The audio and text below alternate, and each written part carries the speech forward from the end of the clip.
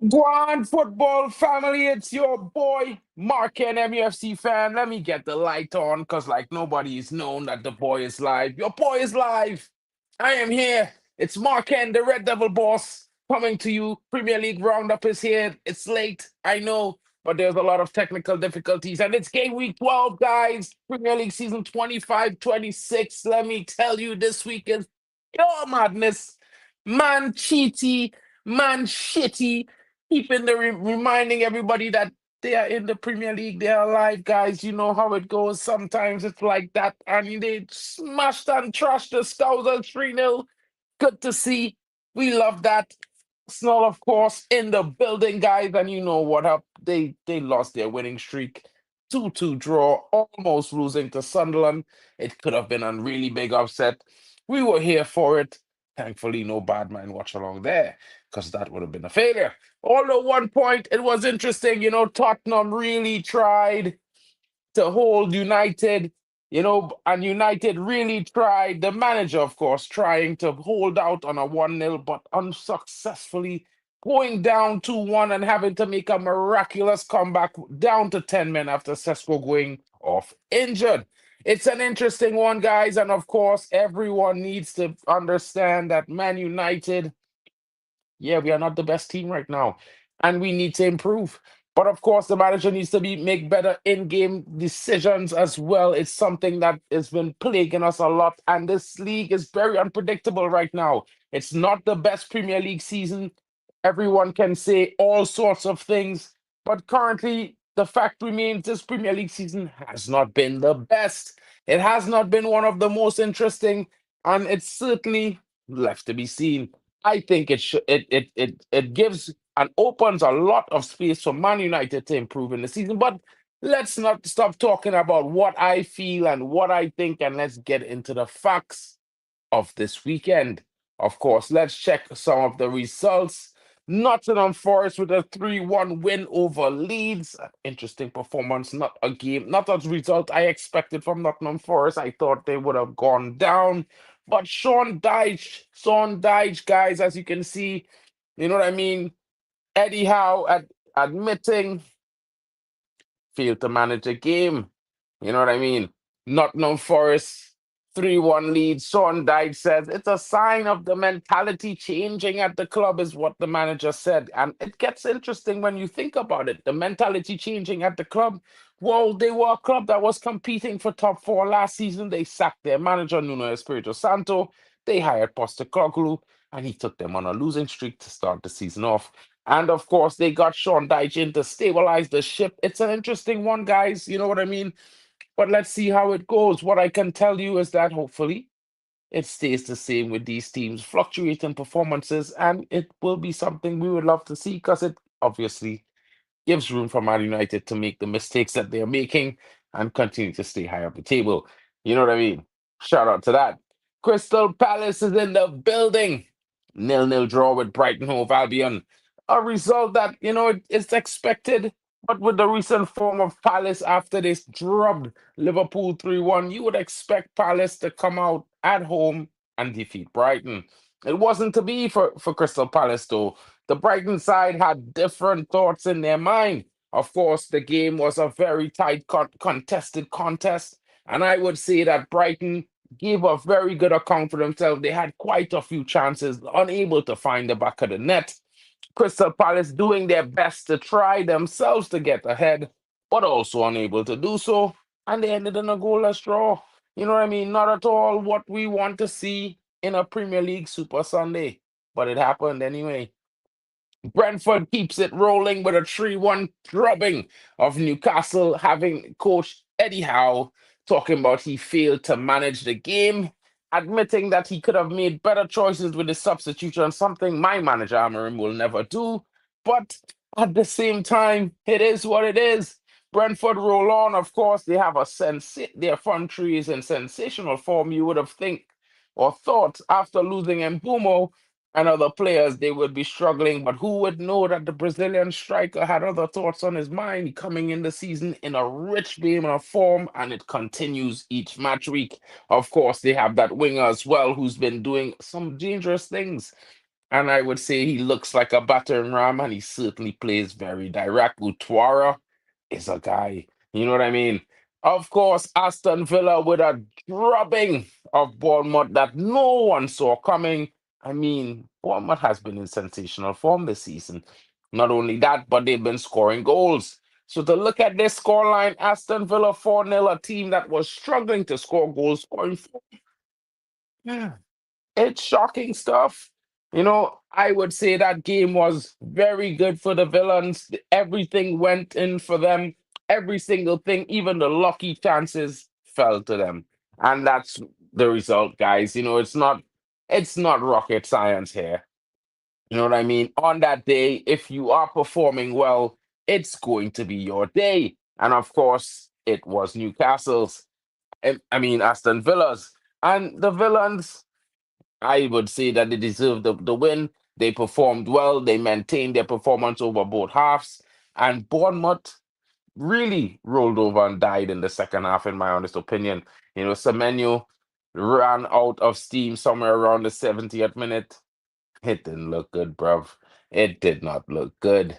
Everton smashing Fulham 2-0.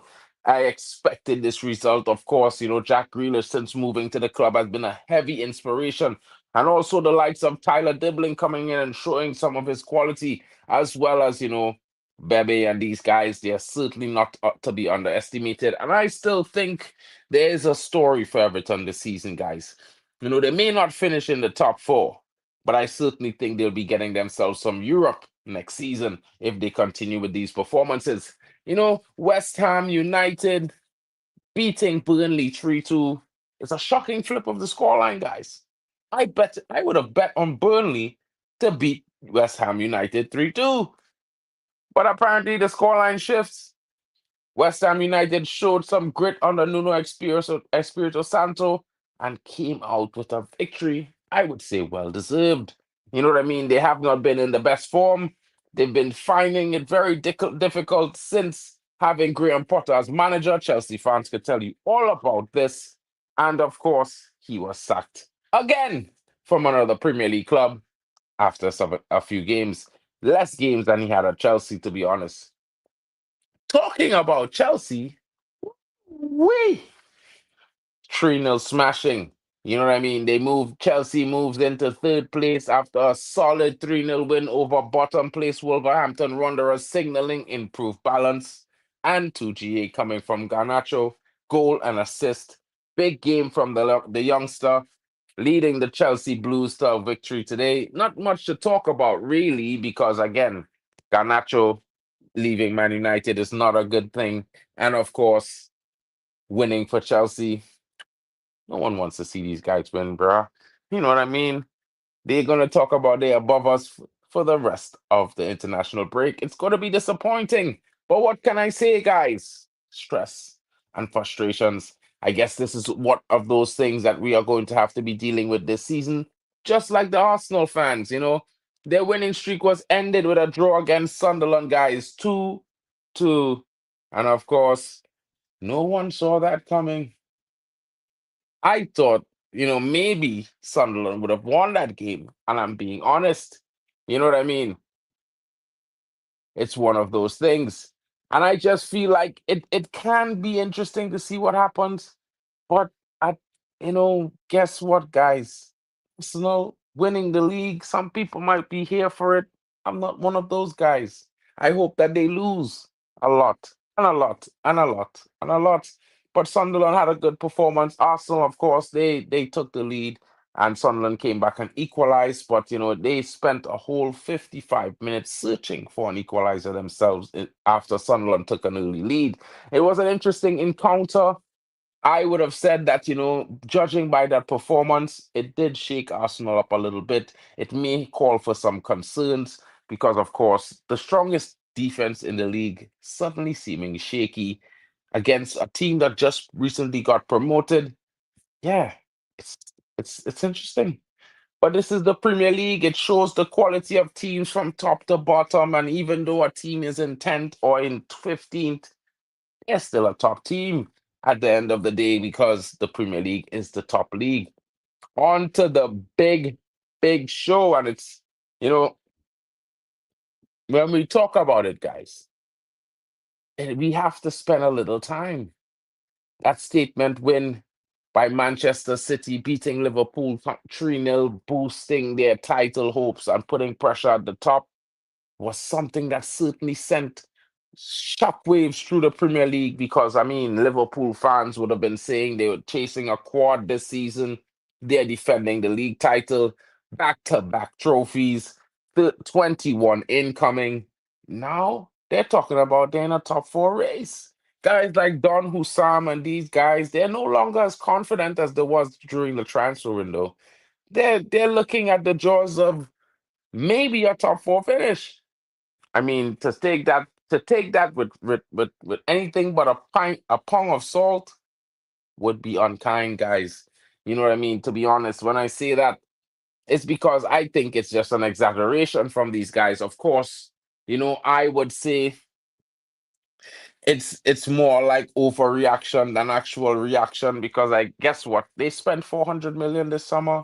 They did win the league last season, and they have the most losses in all top six teams. They have 5 losses this season.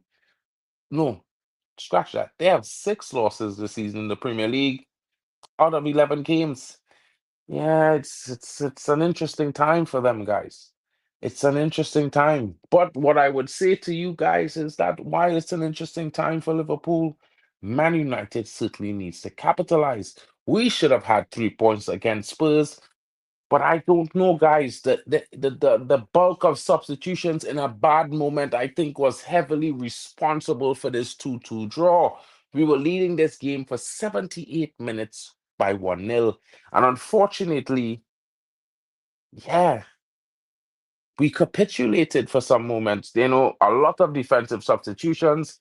And I think that destabilized the control that we had in the game. I think it also destabilized our defensive posture in the game. It wasn't something that allowed people the opportunity, allowed our team or the players who come into the game a little bit of time to get themselves into the game. They were on the back foot from the moment they came in. And of course, Thomas Frank, being as astute a manager as he is, making himself available, he had readily made substitutions to go on the front foot in those same moments. And of course, with our midfield opening, with the omission of Casemiro as he came out for a rest schedule substitution, Tottenham took over. Their first goal was incoming. Matthias Tell, fresh off the substitute bench, getting a deflection off the lid and it going into the back of the net. Not the sight United fans wanted to see. And then 7 minutes later, they took the lead 2-1, and we were in mayhem because right before that, Benjamin Sesko had a clear one-on-one opportunity, but he's still getting up to the pace of the league, struggling with it a bit, I would say. But not that we should be worried, but it is something that would happen, guys. He needs more game time. And unfortunately, he didn't get off his shot quick enough. And then it went on to a counter-attack, and we conceded 2-1. But as fate would have it, Matthias de Ligt would make good on the mistake he made earlier by coming in and slotting a header past Vicario to take us to 2-2, ending the game, taking late points. And what can I say, guys? Man United deserving a point, should have had 3, but sometimes it's like that. It's one of those things. Man United has been capitulating in multiple seasons. You know what I mean? If we had lost this game on Saturday, it would have been another one of the famous capitulations. And to be fair, it's not something I would like to talk about, but we have to mention it because, guys, yeah, it's not looking great. And I mean, we were all up in arms a few months ago, maybe a year to this day, because today is November 10th, and we sacked the previous manager. And after that, we went from 8th to 15th, losing a cup final.